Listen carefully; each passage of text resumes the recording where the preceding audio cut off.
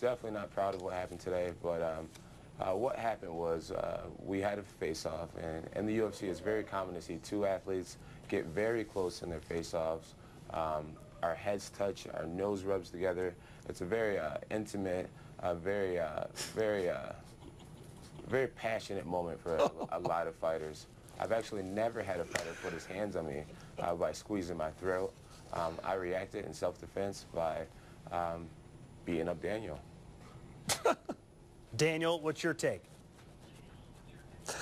I have actually never heard a fight get described as intimate and passionate. I have no idea what John Dummy Jones is talking about. First off, you're right. People do get close to each other, but they don't put their head against yours and nudge you forward. In my lifetime, I will never, ever allow a man, I don't care if it's Mike Tyson in his prime, I don't care if it's Vladimir Klitschko, no one will ever nudge me forward with their head and not expect a reaction. I have a son. I will teach my son not to allow anyone to bully him. John Jones will never bully me. John Jones is apologizing. Hey, I'm glad he apologized. I apologize for our actions, but it's so fake. Thanks. John Jones, he's a fake individual. He's a fake person, and I'm going to beat him up on September 27th. Now, where does this stem from? Obviously, you guys have had some bad blood dating back a while. From what I understand, Daniel, John Jones did not know that you were a two-time U.S. Olympian, and that rubbed you the wrong way when you met him several years ago. No, that's... You know what, Todd? That's the problem. That is not what that stems from. I didn't expect John Jones to know who I was as an Olympian. I don't expect John Jones to know any wrestlers. He was the guy that was coming up to be the UFC champion. What I said was, how do you break the ice by insulting someone? That's the only problem I had. Was the first time him and I ever interacted. He walked up to me. He's a very tall individual. He looked down on me and started to make derogatory comments towards me, talking about he could take me down easy and stuff and all this other stuff. You look like a wrestler. I'm like, you don't even know who I am, guy. Like, you don't even know me. Why would you start conversation by being rude? Like, that was the issue. That's the issue between John and I. Am I going to get an opportunity to tell what I felt happened? Sure, go ahead. You can talk now, son. So what had happened was I was introduced to Daniel Cormier behind the stage when, let's see, Cain Velasquez fought against, I'm not sure who he fought, Brock Lesnar, I think the fight was. And someone introduced Daniel as Cain Velasquez's wrestling coach. I walked up to him trying to be polite. I said, hey, what's up, man? I hear you're a wrestler. And he's like, yeah, I wrestled on the wrestling scene for a while. And I said, oh, man, that's really cool. And I was like, you know what? I bet you I could take you down. It was, you know, honestly, it was my way of trying to start a new friendship, a new relationship. And right away, he's just like, oh, I'm this Olympic great wrestler. And, you know, his ego and his pride was just through the roof. And he took it way out of context, way out of, and it made it this huge personal thing. And ever since then, he's had this personal vendetta against me.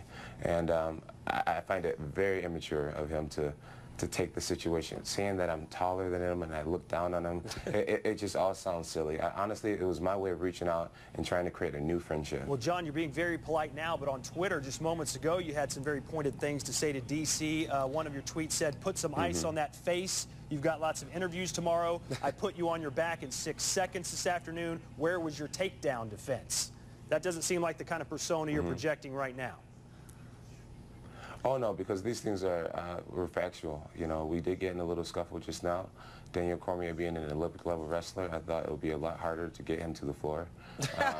And sure enough, if you look up the videos that I'm not very proud of, he was the one getting off his back, and people were pulling me off the top of him.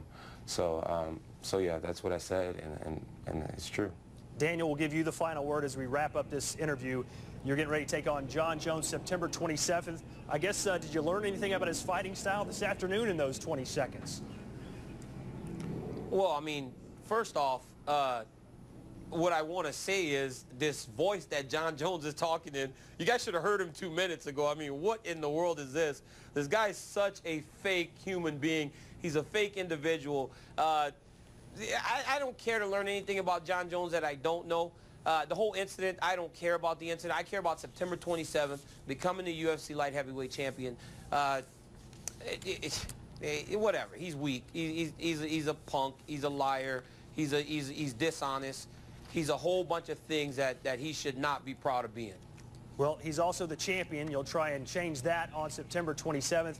Thank you both men for joining us. Not for long. Good luck in September at UFC Thank you guys so much 178. for having us. Thank you guys for having us. I'll tell you what, Todd, their tension isn't fake.